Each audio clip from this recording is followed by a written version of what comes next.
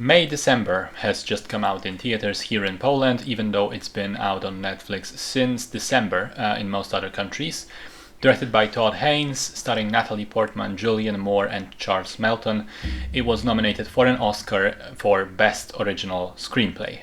It's a film that was marketed as a drama, but as you watch it, you become more and more convinced that it's actually psychological horror, of the type where the terror does not come from supernatural elements or physical violence, but rather the emotional implications of the presented situation and the people involved. Natalie Portman plays Elizabeth, an actress who comes to this small southern town in US to spend some time with Julianne Moore's character Gracie, who she's preparing to play in a movie.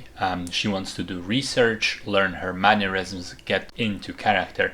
And the reason Gracie will have a movie made about her is that back in the early 1990s, she got arrested for an affair with a then 13-year-old Joe, played in the film by Charles Melton, with whom she got pregnant and had a baby whilst in prison.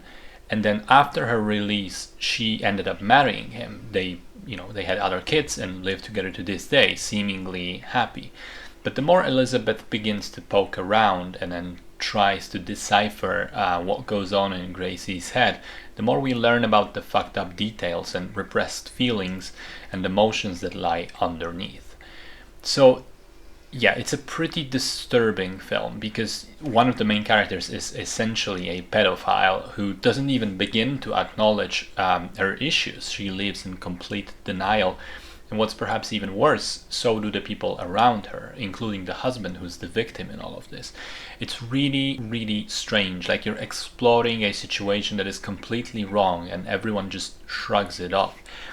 But at the same time, you can't avert your eyes because the story is so well written. It's captivating despite the fact that it's almost entirely slow dialogue scenes, no dynamic action at all. And what's even more shocking is I learned afterwards that this is actually based on a real story, on real people that really existed.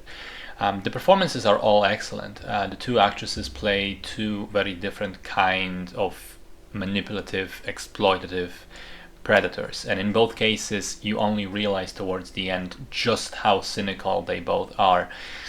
And then Charles Melton, who was robbed of an Oscar nomination, just incredible performance. He behaves completely like a repressed, awkward teenage boy locked in the body of a grown man.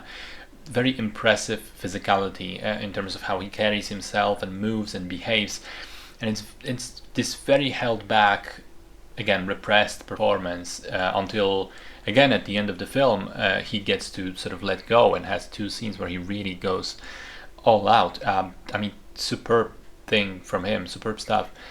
Also, I like the oppressive, unsettling score, the music blaring in so many of the scenes, and I like the metaphor of the main character's hobbies.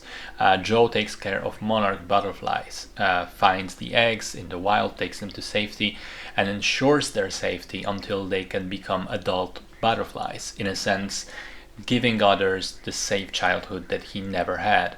Whereas Gracie is a hunter. She's cold, ruthless, meticulous, planning ahead to get her prey. Great symbolism right there. I liked it quite a lot overall, and in fact, when I walked out of it, I thought it was good. Now, a day later, I think it was excellent. I think it really stays with you. It's unpleasant and disturbing and makes you feel a bit dirty for having watched it, but damn if it isn't a showcase of great writing and great nuanced performances.